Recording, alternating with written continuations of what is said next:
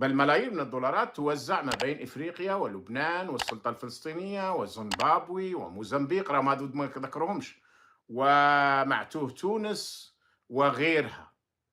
في وقت كاين جزائريين يرمون في الشارع، يبيتون في الشارع، كاين جزائريين يأكلون من المزابل أعزكم الله، من القمامة. كاين جزائريين لو كان ما يبيعش أولادهم البلاستيك والحديد اللي يلقطوه في الشارع ما ياكلوش. كاين جزائريين يباتوا بلا عشاء، كاين جزائريين يتغداو وما يتعشاوش، وكاين جزائريين راهم حايرين في الدخول المدرسي، وكاين جزائريين ما همش قادرين ولادهم كلهم يدخلوا للمدرسة، مش قادرين.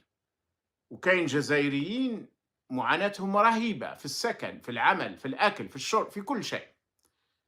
تقوم عصابة الحكم